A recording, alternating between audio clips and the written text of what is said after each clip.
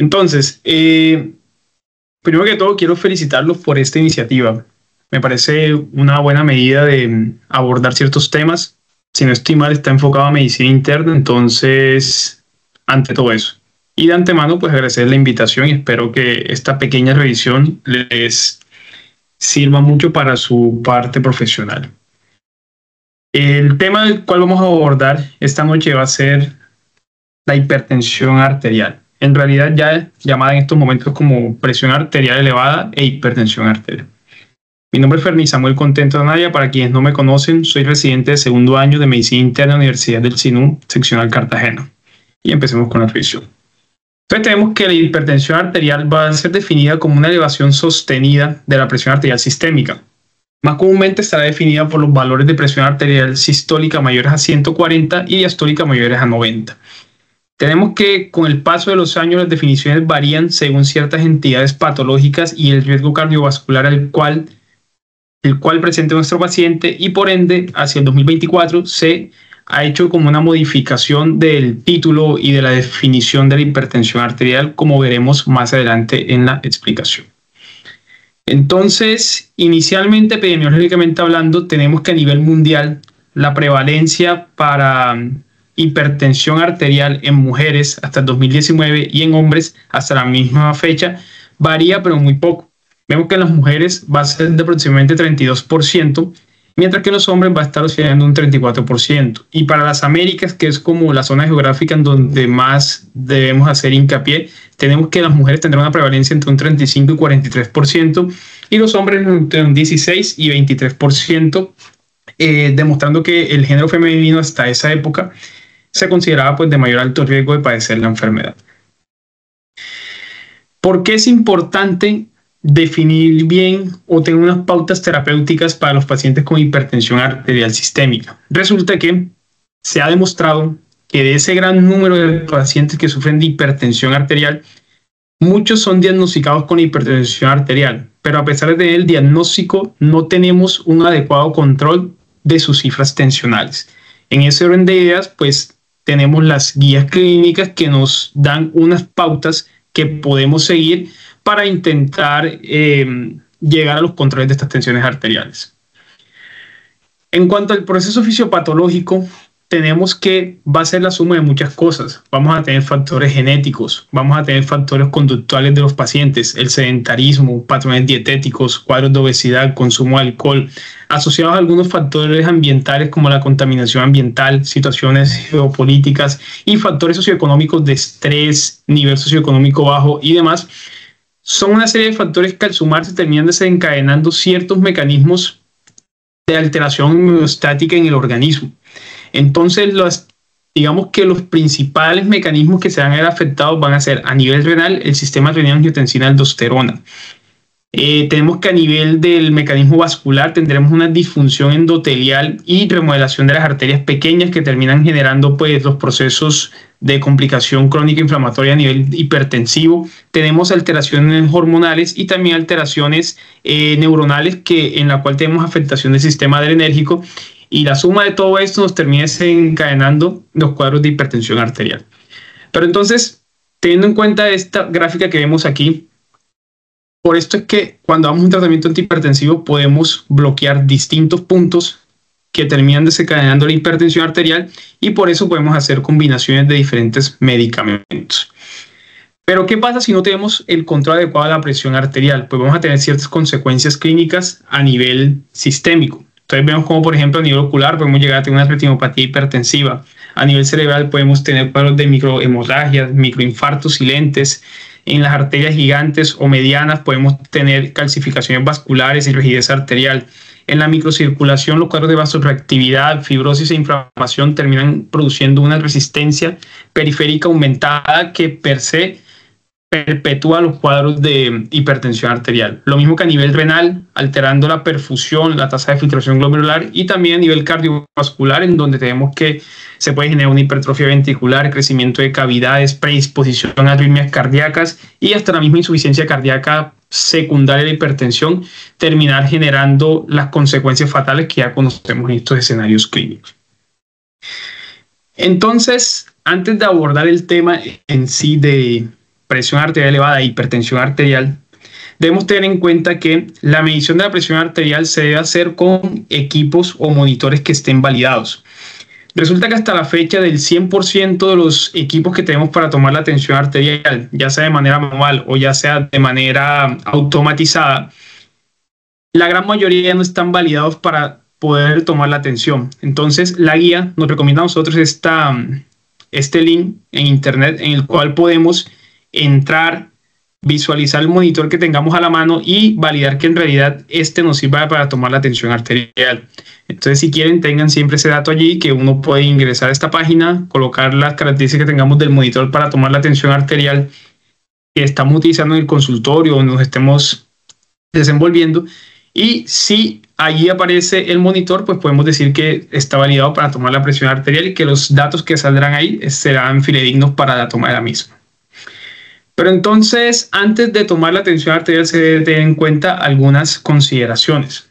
Inicialmente, el paciente, cuando llega a su consultorio, debe sentarse, estar tranquilo y durar más o menos unos 5 a 10 minutos en esa posición. Además de eso, previamente no tuvo que haber consumido ningún tipo de bebida energética, café o algo que pueda alterar el ritmo o digamos que la parte adrenérgica que nos puede dar valores inadecuados de la tensión arterial. Como ya les dije, uso un dispositivo validado y cuando tengamos el manguito, debemos tener en cuenta que ese manguito, el manguito y el brazalete en sí, debe cubrir un porcentaje del 35 al 50% del diámetro del brazo del paciente. Y que cuando utilicemos el estetoscopio, el mismo no debe tocar el brazalete, porque si no, haremos mal la toma en realidad de la presión arterial. Además de eso, tengan en cuenta que cuando hacemos una primera medición de tensión arterial de un paciente en el consultorio o nos encontremos, siempre se debe evaluar que el paciente no tenga cuadros de hipotensión ortostática. Recuerden que la hipotensión ortostática va a ser definida como aquella tensión arterial que uno toma. Entonces el paciente está sentado o acostado. Usted le toma la tensión arterial, anota su valor, le pide al paciente que se levante. Apenas el paciente se levanta, espera en promedio unos 3 a 5 minutos y toma nuevamente la tensión arterial. Si el valor de la tensión arterial sistólica, la diferencia de la que estuvo acostado sentado, es mayor a 20 milímetros de mercurio cuando se levanta el paciente, o la diastólica mayor a 10 milímetros de mercurio, ahí podemos hablar de que estamos frente a una hipotensión ortostática. Y eso toca documentarlo en la primera toma de tensión arterial. Y de igual forma debemos hacer una medición en la primera consulta de ambos brazos para ver si hay diferencias entre las tomas de estas extremidades. Ahora bien, cuando tenemos pacientes que cursan con algún tipo de arritmia cardíaca, como por ejemplo la fibrilación auricular, que ha sido los escenarios clínicos en los cuales se han estudiado ciertos dispositivos utilizados para la toma de tensión arterial, se ha evidenciado que esos tensiómetros que son automatizados manejan una especie de oscilometría para poder medir la tensión arterial. Entonces, si tenemos un cuadro de arritmia, esos oscilómetros no están calibrados para esos escenarios clínicos. En ese orden de ideas, en conclusión, tenemos que los pacientes que tengamos con antecedentes de algún tipo de arritmia cardíaca, especialmente fibrilación auricular, lo ideal sea tomar la tensión arterial no con estos métodos automatizados, sino que lo debemos hacer de manera manual. Entonces, en esos escenarios clínicos, acuérdense, siempre paciente con fibrilación auricular o arritmia cardíaca, idealmente tomar la tensión arterial de manera mecánica, pues porque es lo que nos va a dar unos valores más fidedignos. Entonces, ahora sí, tenemos que la guía europea previa a la del 2024 era el 2018. Y en esta guía, pues, hablaban sobre el tratamiento de la hipertensión arterial. Pero, ¿qué pasa?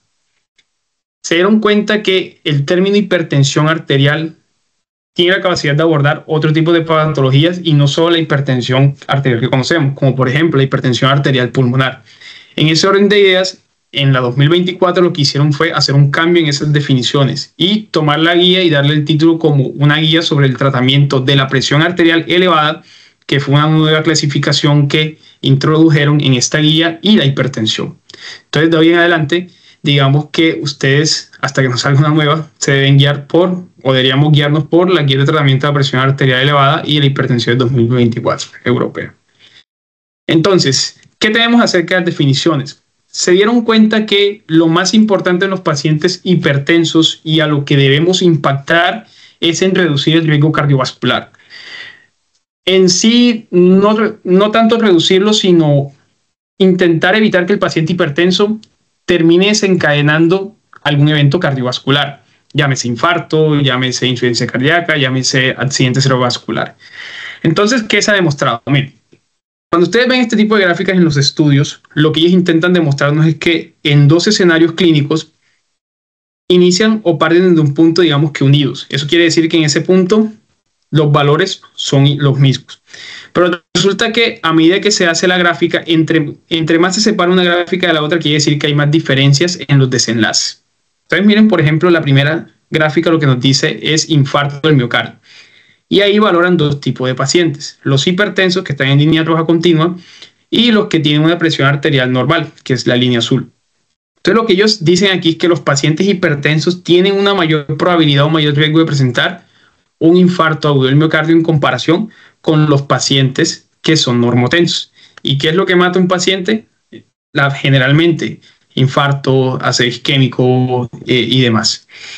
Vean cómo en el endpoint de falla cardíaca también los pacientes hipertensos tienen mayor riesgo de presentarla, y de igual forma aquellos que presentan un ataque isquémico cerebral, los pacientes hipertensos también en comparación con los normotensos tienen mayor riesgo de presentar la entidad clínica. Por lo tanto, lo ideal o la conclusión a la que llegó la nueva guía es que debemos impactar de manera significativa en la presión arterial para evitar estos desenlaces fatales. En ese orden de ideas, la guía nos clasifica a los pacientes solo en tres escenarios: aquellos que tienen una presión arterial no elevada, los que tienen una presión arterial elevada y los que ya se categorizan como hipertensos. Entonces, si ustedes ven en la toma de la consulta, cuando la presión arterial está por debajo de 120/70, uno puede decir es una presión arterial no elevada. Y lo mismo para cuando hacemos las mediciones de manera ambulatoria, ya sea automatizada por el paciente o sea un MAP, monitoreo constante por 24 horas. Entonces vemos que ahí también los valores serán en pacientes con presión arterial no elevada menor a 120/70. Ahora miren, si ustedes están en consulta, les llega un paciente que no era hipertenso y la tensión les da entre 120 a 139 la sistólica y 70-89 la diastólica, lo deben categorizar como un paciente con presión arterial elevada.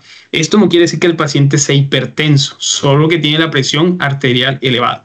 Mientras que, entre comillas, mayor a 140/90 sí se categorizaría como hipertenso en consulta, y también de manera ambulatoria con MAPA o AMPA, vean que los valores de hipertenso serán mayor a 135/85 y de presión arterial elevada mayor, entre 120 y 134 y 70/84. ¿Por qué les decía que no pueden diagnosticarlo como hipertenso? Porque esos pacientes a los que en consulta le hacemos la medición de la tensión arterial y nos da estos valores, debemos confirmar el diagnóstico. Y la confirmación diagnóstica se va a hacer o con un MAPA o con un AMPA, o en algunos escenarios hasta con las dos modalidades. Entonces, ¿por qué es importante clasificarlos así? Resulta que se ha demostrado que los pacientes que tienen una tensión arterial menor a 140/90 reducen la presentación de eventos cardiovasculares. Entonces miren cómo, por ejemplo, en esta tabla lo que nos muestra es que los pacientes que ya son hipertensos y usted le da un tratamiento farmacológico o una intervención no farmacológica y usted logra reducir la tensión arterial por debajo de 140/90, en un plazo de 5 años los eventos cardiovasculares se pueden reducir hasta un 7.4%, en comparación de solo un 2.4% de reducción en aquellos pacientes que no se logra el control por debajo de estas cifras tensionales. Por otro lado, esta imagen nos muestra una gráfica, un forest plot, y lo que ahí hacen es, digamos que comparar dos intervenciones. El paciente al que se llega a meta de tensión arterial por debajo de 140/90 y aquel que no se lleva a esas metas.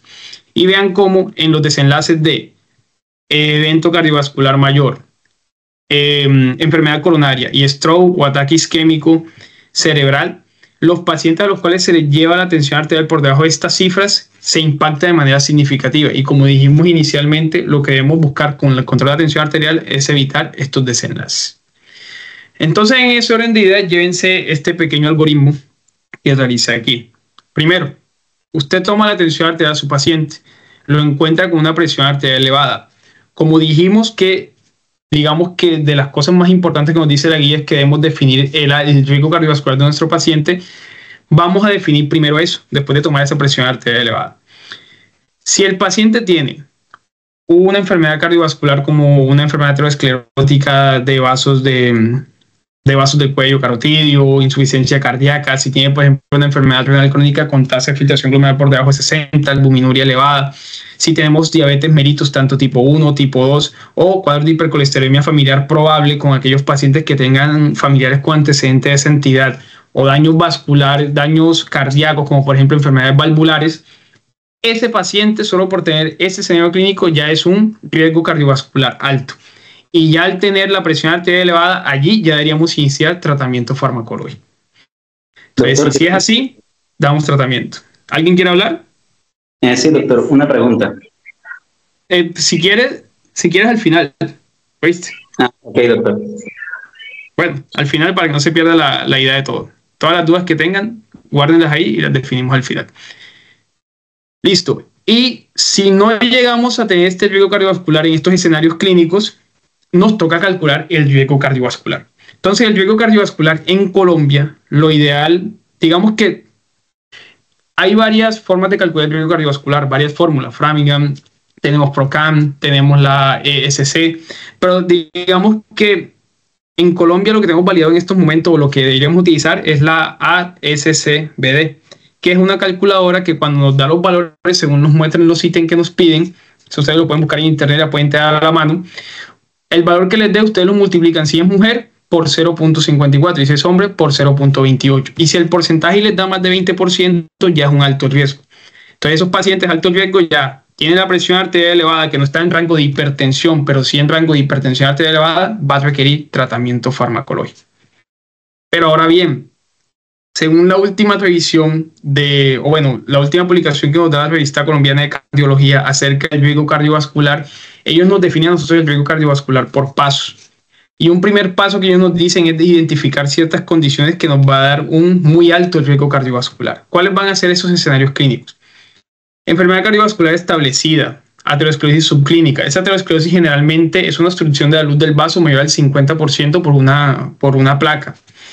Paciente con diabetes mellitus que tenga algún daño de un órgano secundario, ya más de 20 años con el diagnóstico de la enfermedad, o que sea diabetes tipo 1, que tengamos una hipercolesterolemia familiar homocigota o heterocigota más un factor de riesgo, como les dije anteriormente, o una enfermedad renal crónica establecida con una tasa de filtración glomerular por debajo del 30, eso nos da a nosotros muy alto riesgo cardiovascular. Y si es muy alto el riesgo cardiovascular y tiene la presión arterial elevada, ya lleva tratamiento farmacológico. Ahora, un segundo paso, si no tenemos ninguna de estas entidades, sería identificar características de alto riesgo. ¿Y cuáles van a ser esas características de alto riesgo? Una aterosclerosis subclínica. Entonces, esta aterosclerosis subclínica ya no es mayor al 50% de la obstrucción de la luz del vaso por una enfermedad aterosclerótica, sino menor a ese valor, pero la tenemos presente.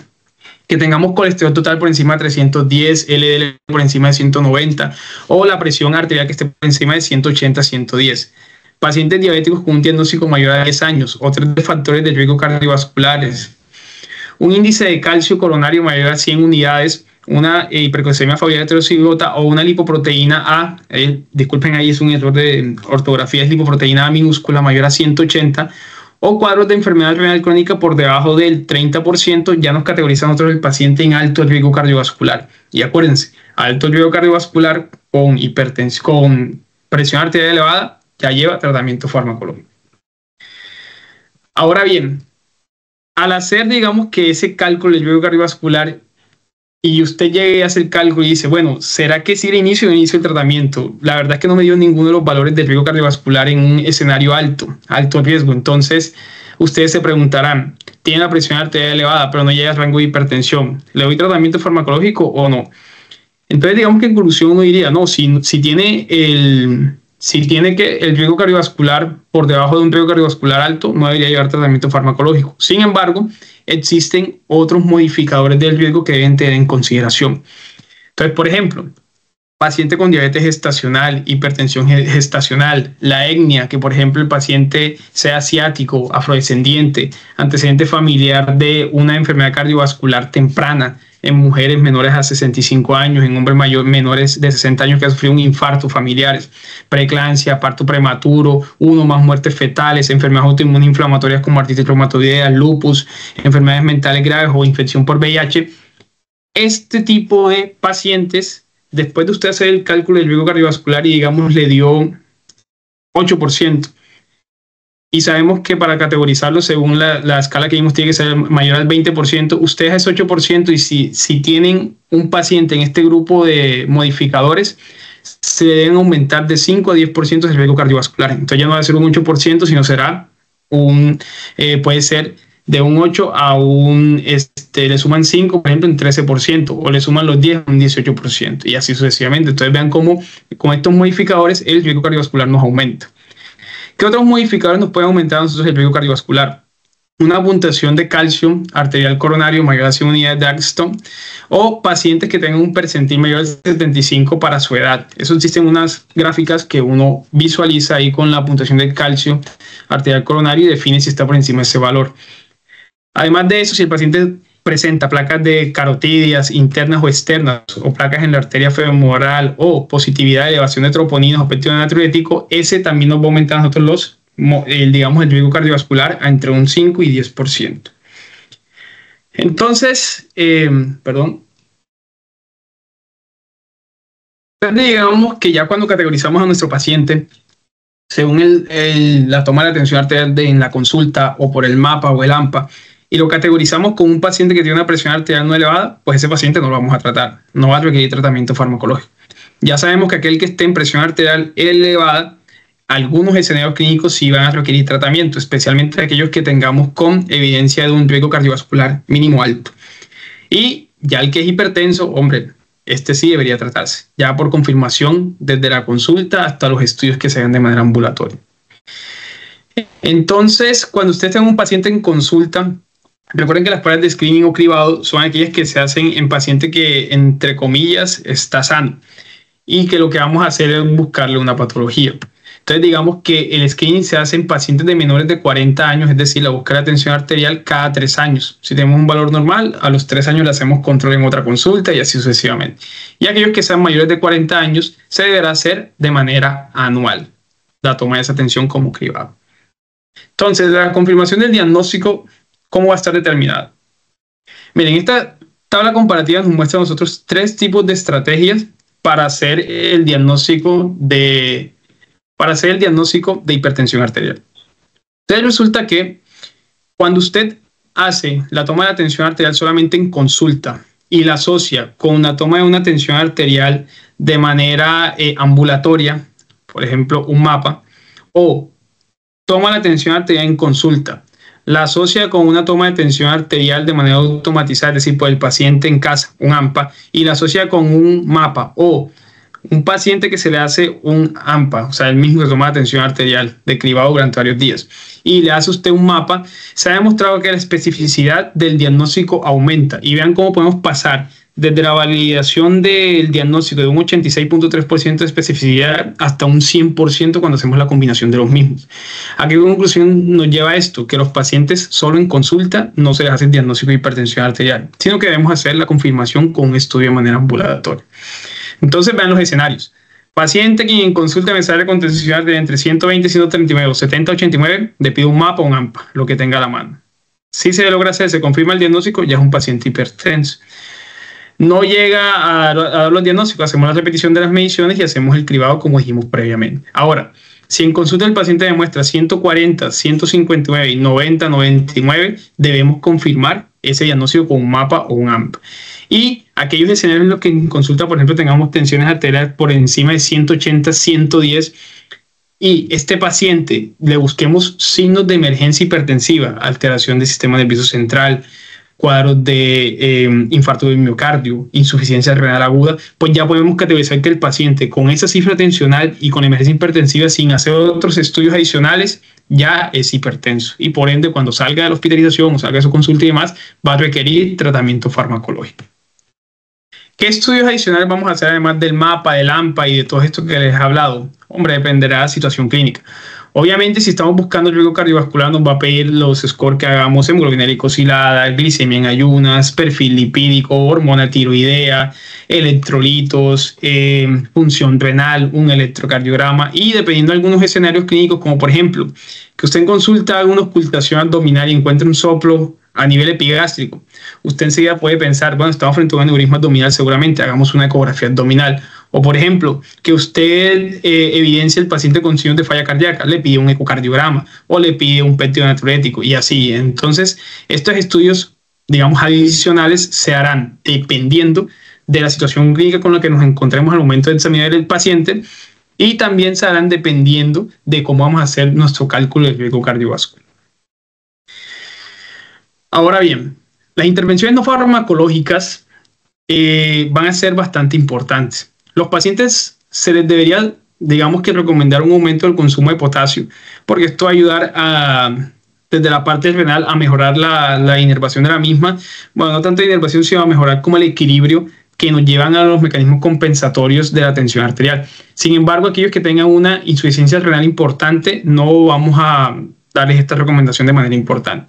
Siempre aumentar la actividad física, lo que se recomienda es que sean ejercicios combinados, tanto aerobio, anaerobio, con levantamiento de pesas. Idealmente que tengamos, por ejemplo, un promedio de 30 minutos al día de ejercicio físico, por mínimo 5 días a la semana para completar 150 minutos a la semana. Optimizar el peso, si es necesario, hacer un seguimiento en conjunto con nutrición, reducir la sal, máximo 2 gramos de consumo de sal al día, reducir el consumo de alcohol y sí o sí, teniendo en cuenta el riesgo cardiovascular, debemos cesar por completo el uso de cigarrillo. Ya en las últimas guías también se habla de los vapers y demás que también están demostrando algo de compromiso, no solo a nivel pulmonar, sino también del riesgo cardiovascular. Entonces, ya hablando un poco acerca del tratamiento farmacológico, ¿qué es lo que debemos tener en cuenta con el tratamiento farmacológico? Lo que va a impactar en el tratamiento farmacológico son aquellos medicamentos que reduzcan el riesgo de una enfermedad cardiovascular. ¿Y cuáles van a hacer esto? Actualmente tenemos 5. Tenemos los IECA o ARA2. Recuerden, los IECA inhiben la enzima convertidora de angiotensina, es decir, la angiotensina 1 no se convierte en angiotensina 2. Y acuérdense que la angiotensina 2 va a actuar en muchos receptores a nivel sistémico. A nivel del bulbo raquídeo va a estimular el aumento de la presión arterial. A nivel de la neurohipófisis va a estimular la liberación de hormona antidiurética. A nivel, digamos, del tubo contorneado proximal del riñón va a aumentar la reabsorción de sodio. A nivel de la arteria aferente va a estimular la vasoconstricción para que se aumente la tensión ahí a ese nivel.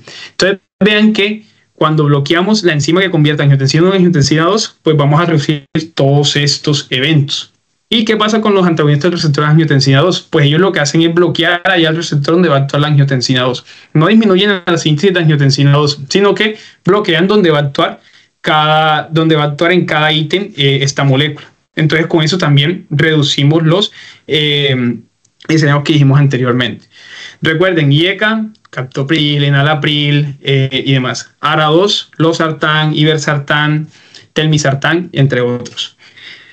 Recuerden que los medicamentos que impactan a nivel de enfermedad cardiovascular en cuanto a los bloqueadores de calcio deben ser dihidropiridínicos, es decir, amlodipino. Si usted, por ejemplo, da un bloqueador de canales de calcio que es no dihidropiridínico como diltiazem, ese va a actuar más a nivel cardiovascular y va a actuar más que todo disminuyendo el inotropismo y el cronotropismo cardíaco, pero no tanto a nivel de vasculatura ni impacto en hipertensión arterial. Y los diuréticos, de los cuales los más importantes y a tener en consideración serán los diuréticos tiacídicos. Entonces ahí impactan de manera importante la hidroclorotiazida. Entonces estos serán los medicamentos de primera línea. Utilice cualquiera dependiendo de algunos escenarios clínicos que le demostraré, pero serán los de primera línea porque son los que impactan en eventos cardiovasculares. Ahora bien, ¿qué pasa con un grupo que es bastante polémico? Que son los betabloqueadores. Resulta que los betabloqueadores también se consideran de primera línea. También se consideran que reducen el riesgo cardiovascular, pero tienen unas consideraciones especiales. Por ejemplo, cuando ustedes comparan un bloqueador de canal de calcio dihidropiridínico con el betabloqueador en escenarios de stroke, es decir, ataque cerebrovascular isquémico o en eventos cardiovasculares, vemos que los pacientes que son tratados con un bloqueador de canales de calcio dihidropiridínico reducen las presentaciones clínicas en comparación con el betabloqueador. Además de eso, comparándolo con inhibidores del eje renina-angiotensina-aldosterona por medio de medicamentos como el IECA o el ARA2, en desenlaces de stroke vemos que también van a favor del uso de estos medicamentos. Es decir, que comparando betabloqueador con bloqueadores de canales de calcio hidropiridínico o beta bloqueador con un inhibidor de eje renin-angiotensina aldosterona le va mucho mejor a estos otros que al beta bloqueador en estos desenlaces de stroke y de eventos cardiovasculares. Sin embargo, ¿en dónde sí se ha visto que el beta bloqueador impacta de manera favorable? Aquel paciente que haya tenido un síndrome coronario agudo, darle la intervención con un beta bloqueador versus no dárselo o hacer un control con dosis bajas de otra medicación, vean cómo el beta bloqueador sí impacta de manera significativa en los desenlaces de un nuevo evento coronario. Y además de eso, vean cómo el beta bloqueador impacta de manera significativa en pacientes que tengan una insuficiencia cardíaca con fracción de eyección ventricular reducida o ligeramente reducida. Teniendo en cuenta eso, los beta bloqueadores deberían considerarse también en primera línea en pacientes con angina, insuficiencia cardíaca con fracción de eyección ventricular comprometida, tras un infarto del miocardio o que requieran un control de frecuencia cardíaca. ¿Y con qué medicamento vamos a combinar el beta bloqueador? Pues miren, yo les coloco aquí el beta bloqueador en la punta de la figura y resulta que las líneas que son continuas hablan de una buena combinación y des en cuenta como el beta bloqueador combinado con un bloqueador de canales de calcio dihidropiridínicos, un antagonista del receptor de mineralocorticoides, un IECA, un ARA2, un ARNI, un ISGLT2 o un diurético tiacídico tiene buena respuesta a los mismos. Es decir, el beta bloqueador se puede combinar con cualquiera de estos medicamentos. En ese orden de ideas, la guía que nos recomienda. La guía nos dice que de todos los fármacos antihipertensivos, los IECA, los ARA2, los bloqueadores de los calcios dihidropiridínicos y los diuréticos sean los de primera línea porque impactan en eventos cardiovasculares. Y se recomendará la combinación de beta bloqueadores con alguno de estos cuando tengamos angina, infarto, insuficiencia cardíaca con fracción de eyección comprometida o otro requerimiento de control del ritmo. Vean que es una recomendación en la guía de clase 1A. Muy bien, ahora, ¿qué iniciamos? ¿Un solo medicamento o lo combinamos? Entonces, en esta pequeña revisión, vean lo chévere de este estudio. Tomaron pacientes con hipertensión arterial, que fue un diagnóstico de nuevo, e iniciaron con tensión arterial sistólica por encima de 150 y diastólica por encima de 95. Y lo que hicieron fue hacer 3 tipos de intervenciones. La línea rojas fue una combinación de medicamentos, losartán más hidroclorotiazida. La línea azul, el estudio lo dividieron en 3 fases. Una que miren que iba desde la semana 0 hasta la semana 17, la segunda fase de la semana 17 a la 33 y la tercera fase de la 33 a la 53. Entonces, ¿qué hicieron ellos? Los de la línea azul iniciaron primero con hidroclorotiazida hasta la primera fase y después de ahí le adicionaron losartán y luego de eso en la tercera fase le adicionaron un antagonista de calcios dihidropiridina. Y el verde lo que hicieron es que hasta la semana 17 le dieron solo losartán, a partir de ahí le combinaron con hidroclorotiazida y luego en la tercera fase le adicionaron antagonistas de calcio dihidropiridina. ¿Qué encontraron ellos? Que los pacientes a los cuales se le iniciaba la combinación inmediatamente lograban objetivos de tensión arterial mucho más rápido que iniciar la monoterapia y que se mantenía por el tiempo hasta una tercera fase, como vemos acá. Después de la tercera fase, aquellos que iniciaron en monoterapia y después terminaron en triple terapia en comparación con aquellos que iniciaron con la combinación inmediatamente, impactaron de manera significativa en los niveles de tensión arterial, principalmente sistólica, y en escenarios generalmente de pacientes con tensión arterial sistólica por encima de 150 y por encima de 95 la diastólica. Entonces, en ese orden de ideas, el inicio de tratamiento antihipertensivo, antes de hablar, digamos, de la combinación, se debe tener en cuenta que no todos los pacientes se van a beneficiar de una combinación de tratamiento antihipertensivo, ya que esto puede llevar a algunos efectos secundarios que pueden empeorar las situaciones clínicas de ciertos pacientes. Entonces, por ejemplo, si el paciente es mayor de 85 años, presenta una fragilidad moderada o grave, tiene hipotensión ortostática sintomática, un riesgo cardiovascular alto más presión arterial elevada, es decir, no está en rango de hipertensión, sino que está en rango de presión arterial elevada, y tiene el riesgo alto de evento cardiovascular, allí, si está en esos escenarios clínicos, mejor monoterapia, porque la combinación de tratamientos puede perpetuar ciertas condiciones clínicas per se del paciente. Si no es así, ahí sí, de una terapia combinada a dosis baja inicialmente. Entonces recuerden que hay muchos medicamentos que vienen en combinación con las dosis bajas para que el paciente mejore con su adherencia. Entonces, si usted da la terapia combinada a dosis baja y tiene un buen control, continúa con su tratamiento. Si no es así, toca iniciar una triple terapia antihipertensiva. Pero ¿cómo vamos a hacer este control? Entonces, no todos los pacientes van a tener como objetivo de tensión arterial que esté entre 120 y 129. y 170 a 79, pero sí la mayoría. Entonces, llévense este valor. Objetivo, que la tensión arterial de mi paciente esté entre 120 y 129 y la diastólica entre 70 y 79 en la gran mayoría de los escenarios clínicos, pero no en todos, porque ahora el doctor Gondeta va a mostrar en cuáles no, en cuáles podemos ser más permisivos en estos valores. Entonces, inicialmente damos el tratamiento combinado, como dijimos, IECO-VARA2, beta bloqueador, diurético y demás, y hacemos un control de la tensión arterial posteriormente en 1 a 3 meses, idealmente que sea con un monitoreo como los que dijimos previamente. Si el paciente ya está controlado, ya hacemos el seguimiento después de 1 año. Si el paciente no está combinado, damos una triple terapia. Hacemos el control al mes o a los 3 meses, idealmente al mes si se logra, y si se controla, seguimiento cada año. Si después de esto no se ha logrado controlar, esa terapia triple lo que llevamos es a la dosis máxima tolerable por el paciente y le adicionamos también un diurético, tiene que estar él. Y si después de 1 o 3 meses de control el paciente no mejora, ya se hace el seguimiento de 1 año. Si no es así, no se logra el control, vamos a ver qué vamos a realizar. Pero antes de hablar de eso, de qué vamos a realizar, estos son los pacientes a los cuales vamos a darles un valor de objetivo de tensión arterial de 140. ¿Cuáles van a ser esto?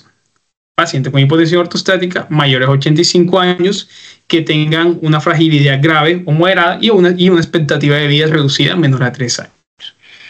Entonces, cuando ya estamos en ese escenario en el que el paciente tiene 3 medicamentos antihipertensivos a sus dosis máximas tolerables y entre uno de esos medicamentos está un diurético, hablamos de hipertensión arterial resistente. Y esa hipertensión arterial resistente debería ser manejada en centros especializados con experiencia para descartar secundarismo o pseudoresistencia hipertensiva. Pero pues como estamos en un país que de pronto no tenemos la capacidad de que en todas las poblaciones tengamos estos centros, nos toca a nosotros impactar de manera significativa en el manejo de estos pacientes. ¿Y cómo lo vamos a hacer? Antes de hablar de la terapia farmacológica, el estudio TRIUMPH nos demostró que los pacientes al intervenir en algunas medidas no farmacológicas reducíamos los niveles de tensión arterial. Entonces vean, esta gráfica quiero que se centren en el ambulatorio, en los ambulatorios. ¿Qué pasa con los ambulatorios? La barra que ven azul más clara en comparación con la azul más oscura es los niveles de tensión arterial antes de hacer unas modificaciones de las que les hablaré ahora y los niveles de tensión arterial después de hacer esas modificaciones. ¿Cuáles eran las modificaciones? Al paciente se le dio una dieta estricta para llevar a cabo diariamente para alimentos que evitaban que el paciente empeorara su situación hipertensiva. Una rutina de ejercicios bien estipulada, tanto ejercicio aeróbico, anaeróbico, levantamiento de pesas y demás, versus, que es la naranjada, dar solamente una asesoría en el momento del diagnóstico y solamente darle como recomendaciones, por así decirlo, al azar. Aquellos pacientes, vean la diferencia, aquellos pacientes que iniciaban con una tensión arterial entre 135 y 75 por ahí, al hacer eso reducíamos la tensión hasta de 125 en promedio a 67 más o menos.